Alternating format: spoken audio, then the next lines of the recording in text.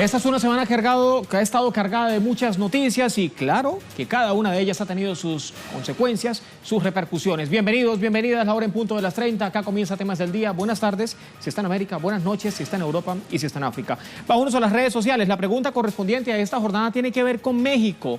Esto ocurría en las últimas horas. Hallan 168 cráneos en fosas clandestinas.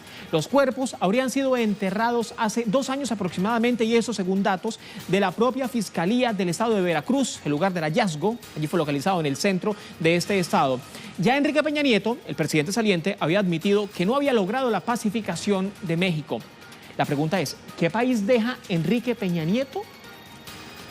Allí está la pregunta y la gráfica que da cuenta de este hallazgo, un hallazgo en las últimas horas.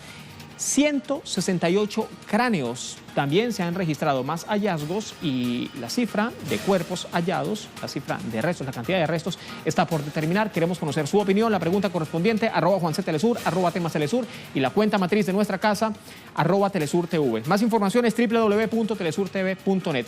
Comenzamos así hablando de México. Durante la víspera fueron hallados alrededor de 200 cuerpos sin vida, unas 32 fosas clandestinas. La cifra puede ser mucho mayor, sin embargo, recuerde que también se localizó otra fosa de la que aún no se conoce la cantidad, ¿no?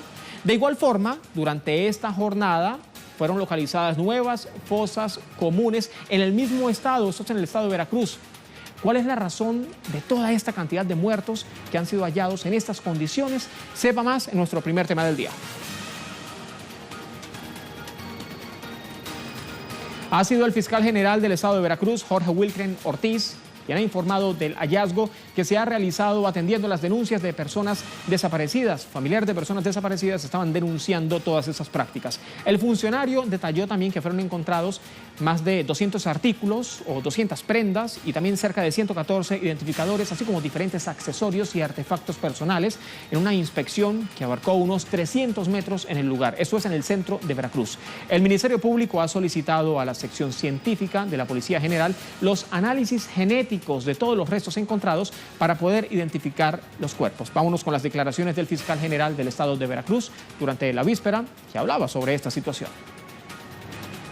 Supervisé personalmente los trabajos en el área de búsqueda, que por razones de seguridad de las personas que hasta ahora continúan en los trabajos de procesamiento, se mantiene en reserva, en donde se han localizado, además de restos humanos, más de 200 prendas de vestir, 114 identificaciones, así como diversos accesorios y artefactos personales.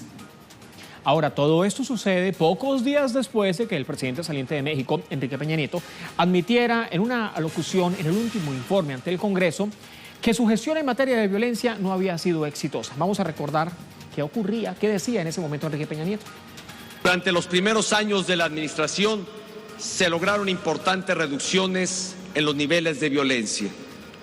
Sin embargo, ese mismo debilitamiento provocó el surgimiento de bandas criminales de menor tamaño sin que existieran en el ámbito local las capacidades policiales necesarias para enfrentarlas con eficacia.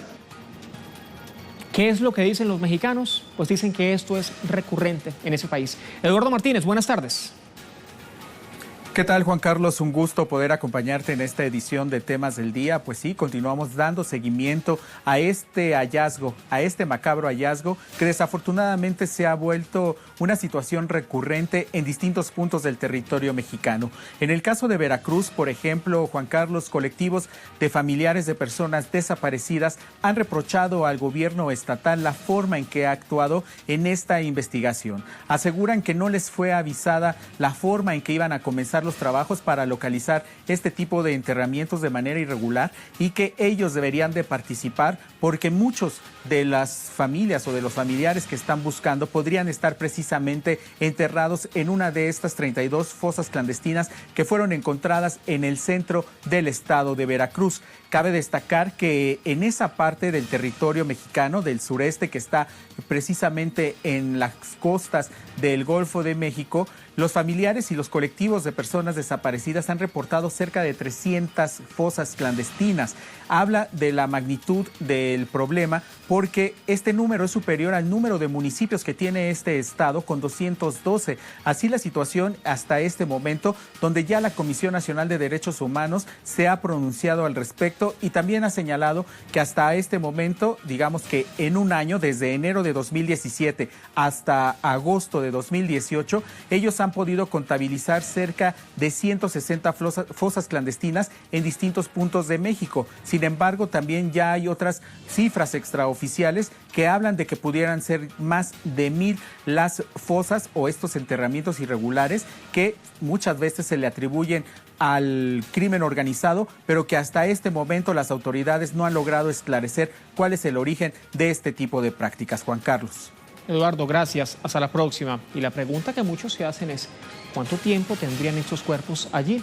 Pues bien, todo esto sucede a menos de 20 días, para que se cumplan ya 4 años, desde la desaparición forzada de los 43 normalistas de la Escuela Normal Rural de Ayotzinapa. Hasta el momento no se sabe nada de su paradero. Hacemos un poco de memoria. Esa desaparición forzada, se le conoce como la desaparición forzada de Iguala, fue una serie de episodios, ocurrió en una serie de episodios de violencia en los que durante la noche del 26 y madrugada del 27 de septiembre de 2014 desaparecieron nada más y nada menos que 43 estudiantes.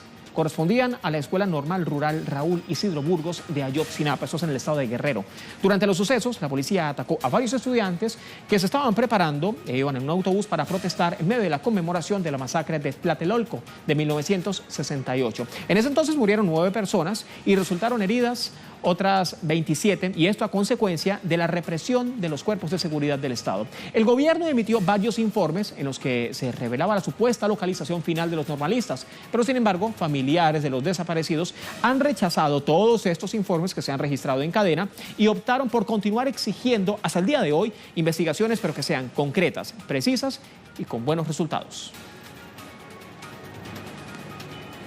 Vamos a sumar más cifras que señalan diferentes organismos gubernamentales y que organizaciones sociales incluso han refutado. Y todo esto lo hacemos para entender cuáles son las cifras reales, si existe alguna cifra real de desaparecidos en México, y saber por qué no coinciden todos estos números. Pues bien, el gobierno mexicano maneja una aparente cifra oficial, dicen ellos que son alrededor de 36.256 personas desaparecidas, puesto que el mismo gobierno maneja solamente las que se presentaron durante el sexenio de Enrique Peña Nieto, y a consecuencia de ello, bueno, esta cifra según el gobierno, aparece en pantalla,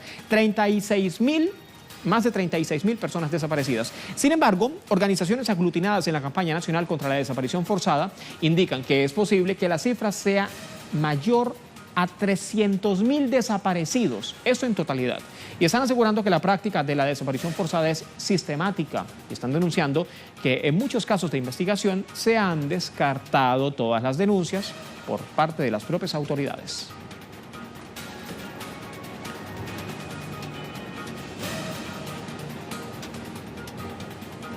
Nuestra pregunta del día tiene que ver precisamente con México, la revisamos de inmediato.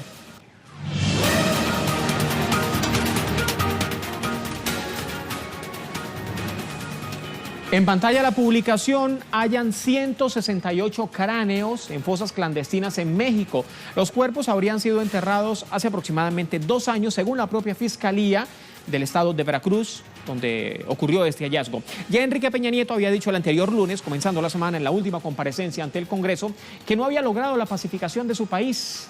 Ahora la pregunta es, ¿qué país está dejando Enrique Peña Nieto? Queremos conocer su opinión, ya hay algunas publicaciones que se han hecho.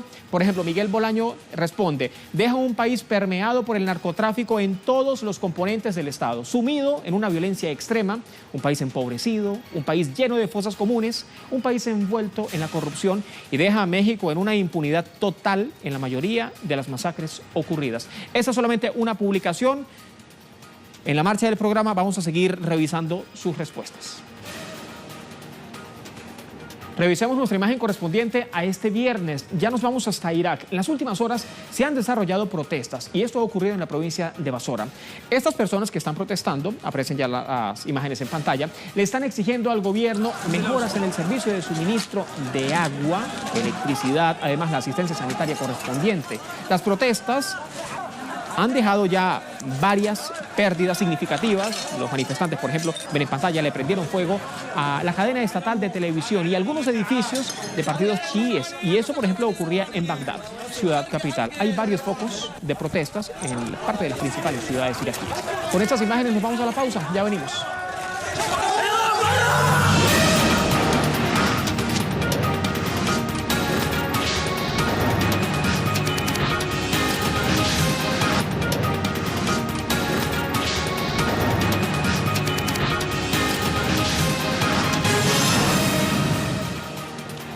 Este viernes ha estado cargado de muchas noticias. Ya de México pasamos ahora hasta Brasil. El gigante suramericano celebra durante esta jornada 196 años desde su independencia de Portugal.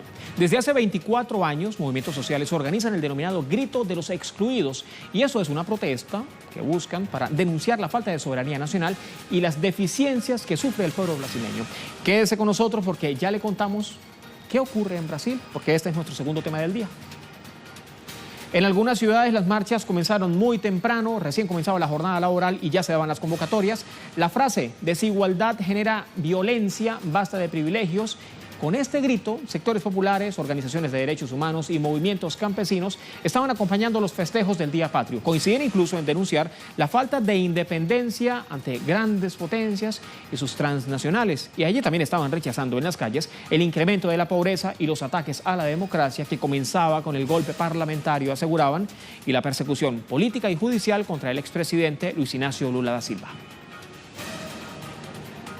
En realidad, esta es una respuesta de todos los movimientos sociales del proyecto que se vende sobre la independencia de Brasil. Nuestro país no se independizó después del famoso grito de la independencia y el pueblo no estuvo y no está a margen de este proceso. Seguimos en la lucha por la independencia de Brasil, por más soberanía nacional, por democracia, por más justicia social. Vámonos juntos, hagamos parte de esta historia. Somos sujetos y agentes de la transformación de Brasil. Detalles que corresponden a esta jornada. Me voy hasta Río de Janeiro. André Vieira, buenas tardes. Hola, sí, Juan Carlos, saludos a ti, saludos a nuestra audiencia. Pues Juan Carlos, efectivamente, este 7 de septiembre se conmemora oficialmente el Día de la Independencia de Brasil, la independencia de Portugal. Pero los movimientos sociales desde hace 24 años realizan en este día también el grito de los excluidos y de las excluidas para denunciar que Brasil todavía no es independiente, que todavía es dependiente aquí de las políticas del imperio, de los países imperiales. Fue Portugal, pero ahora sigue, así denuncian los movimientos sociales, aún más en este momento, sigue justamente una colonia de los Estados Unidos desde que llegó Michel Temer por medio de un golpe de Estado aquí en este país. O sea que es un día para los excluidos y excluidas gritar justamente por libertad, por derechos sociales, por democracia, como es el caso de este año, ya que ellos denuncian que nosotros vivimos bajo un golpe de Estado desde la retirada de la presidenta constitucional de Brasil, Dilma Rousseff, por medio de un golpe parlamentario. Asimismo, este año, el tema fue justamente que la desigualdad genera la violencia. Los movimientos sociales salieron para denunciar el aumento de la violencia contra las mujeres, contra los jóvenes, principalmente los jóvenes negros aquí de este país, pero también salieron para denunciar el aumento del odio aquí en este país y también para rechazar el intento de asesinato en el día de ayer contra el candidato presidencial de la ultraderecha aquí de Brasil, Jair Bolsonaro. Ellos han condenado este ataque y han recordado que siempre estuvieron denunciando los ataques independiente de quién sea y también criticando ahí a la ultraderecha, por ejemplo, que recordemos cuando Lula da Silva sufrió un atentado en su caravana, quedó callada y también a los que hablaron de la ultraderecha fueron justamente para denunciar que el PT había hecho una trampa con una cosa tan seria como fue el atentado contra la caravana de Lula da Silva. También denuncia que esta ultraderecha estuvo silenciada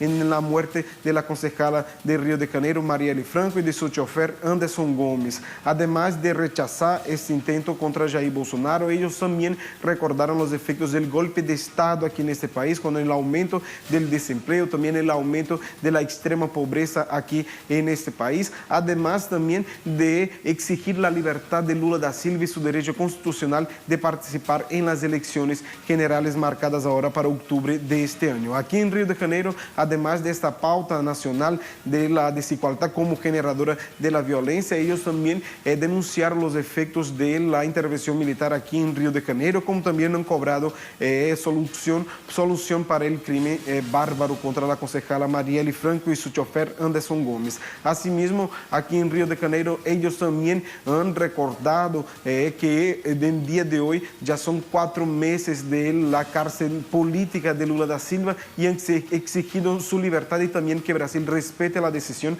de la ONU, quien determinó que el Estado debe garantizar el derecho de Lula de participar en esas elecciones. O sea que fueron muchas pautas, pero principalmente para denunciar que Brasil vive bajo un golpe de Estado y que tiene que volver a su democracia por medio de elecciones limpias, donde participen de los diferentes candidatos, incluso a Luis Inácio Lula da Silva, quien lidera todas las encuestas aquí para las elecciones presidenciales. Un día de mucha lucha, un día del grito de los excluidos para decir no al neoliberalismo y también para exigir el retorno de la democracia aquí en el gigante sudamericano. Juan Carlos. André, gracias. Así es como lo definen los brasileños, un día de mucha lucha. Rápidamente, dejo Río de Janeiro, me voy a Sao Paulo. Ignacio Lemus, buenas tardes. ¿Cómo se ha desarrollado esta jornada de movilizaciones? Saludos, Juan Carlos. Como bien adelantaba André, un día de lucha también para Sao Paulo, la mayor ciudad brasileña, porque los movimientos sociales marcharon desde la avenida Paulista hacia el Parque Ibirapuera en este grito de los excluidos y hasta allí llegaron frente al monumento de los bandeirantes, un monumento que es prácticamente una referencia del colonialismo que sufrió Brasil, del exterminio de la población indígena brasileña, también de la esclavitud aquí en Brasil en favor del imperio. Y es por eso que de frente a ese monumento también denunciaron la pérdida de la soberanía nacional, el neocolonialismo que vive Brasil, el proceso de desindustrialización para dar lugar a un neocolonialismo basado en el extractivismo tanto urbano como rural, también un extractivismo basado en el capital financiero, en el crecimiento del capital financiero, un capital financiero que aumentó por parte de los bancos sus lucros aquí en Brasil. En medio de esta crisis económica, como denomina el gobierno de Michel Temer, los bancos han crecido en su lucro y es por eso que el grito de los excluidos fue hasta allí para denunciar este proceso neoliberal que vive Brasil, también el golpe parlamentario contra la expresidenta ya de Brasil, Dilma Rousseff, la presidenta legítima de Brasil, que fue destituida por el gobierno de Michel Temer. También ha tenido lugar un repudio a la violencia contra el candidato ultraconservador Jair Bolsonaro y quisiera adelantarte, Juan Carlos, que es el clima que se vive aquí en Brasil después de este incidente. Prácticamente los candidatos han paralizado hoy sus actividades de campaña. Fernando Haddad iba a participar del grito de los excluidos. Fernando Haddad, que la próxima semana podría ser anunciado por el Partido de los Trabajadores como el candidato que reemplazará a Luis Ignacio Lula da Silva por ese partido, ya que la justicia por parte del Tribunal Supremo Electoral ha impedido nuevamente la candidatura de Lula. Bueno, Fernando Haddad iba a participar de ese acto, no lo hizo también, y debo contarte un poco qué ocurre por bajo en los diferentes sectores de los movimientos sociales y también de los partidos políticos que hoy han evitado un poco salir a las calles a hacer campaña, a repartir panfletos en las calles por cuenta del clima político que vive Brasil en relación a lo que ocurrió ayer con el candidato ultraconservador Jair Bolsonaro. Se ha repudiado este hecho de violencia, pero también se ha tomado con mucho cuidado y con mucho recelo, con mucho miedo a lo que pueda suceder de aquí en adelante. Hay que recordar que Jair Bolsonaro justamente era un candidato de ultraderecha que pregaba la violencia contra otros partidos y fue él quien recibió este ataque. Entonces, con mucho cuidado en relación a lo que ocurra de aquí a las elecciones presidenciales que se realizarán el próximo 7 de octubre. Así se desarrolló este grito de los excluidos aquí en la mayor ciudad de Brasil, en Sao Paulo. Juan Carlos. Ignacio, gracias. Hasta la próxima. Buenas tardes. Lula libre. Esa es la exigencia de las mayorías en Brasil. Vamos a ver por qué, después de tanto, siguen escogiendo al expresidente Luis Ignacio Lula da Silva como un referente, como un líder social. Pues bien, durante la gestión de Lula, 30 millones de personas salieron de la pobreza y esto con el desarrollo de programas dirigidos como Hambre Cero y Bolsa Familia. A su vez, casi 7 millones de brasileños y brasileñas accedieron a la vivienda y esto con el programa Mi Casa, Mi Vida. Se entregaron cerca de 1.700.000 viviendas y esto en todo el territorio nacional, en todo el país, en todo Brasil. Asimismo, el gobierno del Partido de los Trabajadores redujo el desempleo a 5.7% y se consideraron importantes avances en cuanto a derechos laborales. Una razón por la que Lula, pese a estar en prisión, sigue así liderando las encuestas, sigue liderando la intención de voto.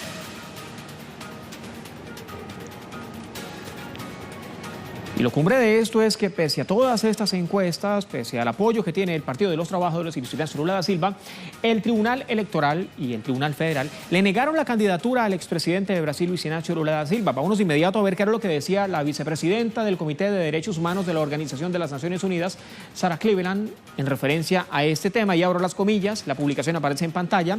La decisión de Brasil es lamentable. El Comité de Derechos Humanos considera como una violación el incumplimiento de las medidas cautelares divulgadas. Si la situación continúa como se ha desarrollado hasta el momento, el comité lo comunicará al gobierno en su debido tiempo, y acá cierro las comillas porque termina la cita de la vicepresidenta de este organismo, de esta oficina de la Organización de las Naciones Unidas.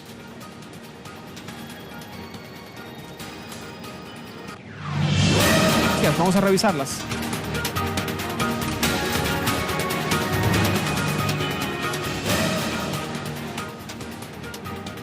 Informaciones recabadas por nuestros corresponsales alrededor del planeta. Comenzamos en Ecuador.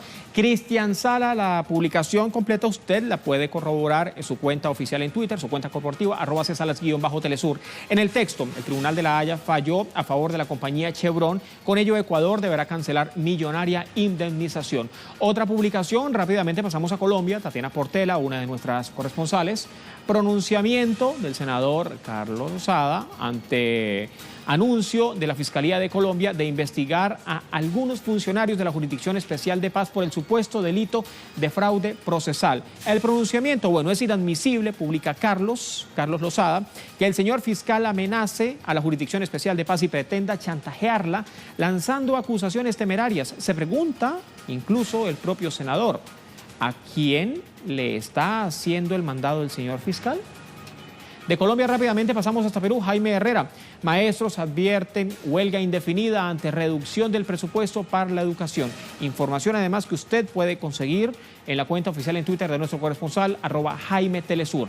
Vámonos hasta Argentina. Edgardo Esteban. Este país también ha dado de qué hablar durante esta jornada. Los trabajadores estatales se movilizan contra la profundización del ajuste, los despidos y la falta de incremento salarial. En tanto, los docentes continúan de paro y las universidades públicas realizan clases públicas en las calles. La publicación en la cuenta en Twitter de Edgardo Esteban, corresponsal de Telesur en Argentina.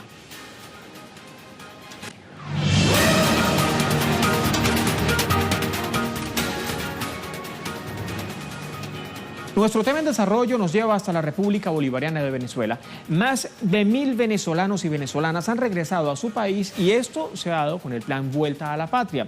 Gran parte de los beneficiados por esta iniciativa ahora están asegurando haber sido víctimas de la violencia y la xenofobia en algunos países de la región. En total han sido cerca de 2.000 o 200.000 los ciudadanos que han regresado a Venezuela. La cifra puede variar, sin embargo, revisemos de inmediato qué es lo que dice nuestro corresponsal.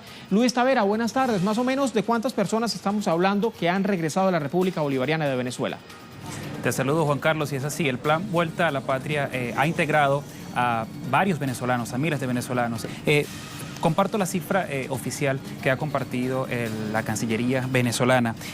100 venezolanos han regresado de Brasil, de Perú, 92 de Ecuador, 1.404 desde Brasil, y mañana también se activará este puente aéreo que traerá a 90 venezolanos más acá a su país. Estos venezolanos, Juan Carlos, han denunciado en reiteradas oportunidades desde las embajadas de estos países abusos como explotación económica, como discriminación, y también otra clase de abusos que han sido ya acatados por el gobierno nacional, y el gobierno ha dicho que va a elaborar un informe con todas estas denuncias para elevarlo a las organizaciones competentes, a las organizaciones internacionales. También ha denunciado el gobierno la manipulación que han tenido algunos medios de comunicación e incluso gobiernos de otros países que se han integrado a esta campaña de manipulación de cifras, ya que el gobierno ha insistido en que se inseren las cifras de los venezolanos. La cifra oficial de los venezolanos hasta ahora que han sido repatriados es de 1.605 venezolanos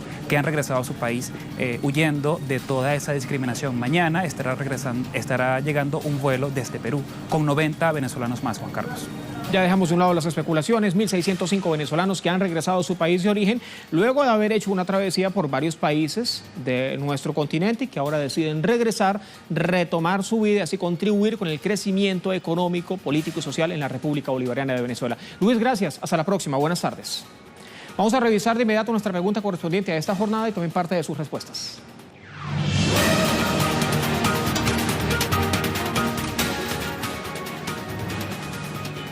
En pantalla la publicación tenía que ver con México. Hallan 168 cráneos en fosas clandestinas en este país. Los cuerpos habrían sido enterrados hace 2 años aproximadamente y eso según datos de la propia Fiscalía General del Estado de Veracruz, el estado donde fueron localizadas estas fosas clandestinas. Ya Enrique Peña Nieto, el presidente saliente, había admitido que no había logrado la pacificación de México y la pregunta es, ¿qué país deja Enrique Peña Nieto cuando ya está a punto de dejar la presidencia y está a punto de asumirla Andrés Manuel López Obrador? Recordemos que el cambio de gobierno es este próximo 1 de diciembre. Parte de sus respuestas, ya revisamos algunas. Guillermo Lescano publica, es muy necesario mirar para adelante, hay que reconstruir, cero tolerancia a la corrupción. Por favor, distribuyan más. Sé que el señor Enrique Peña Nieto leerá esto y digo, apiádese de la gente de a pie, es su pueblo, por favor, allí la petición. Por su gente, hágalo, señor presidente. ¿Qué país deja? Le pregunta. Queremos paz, no muertes.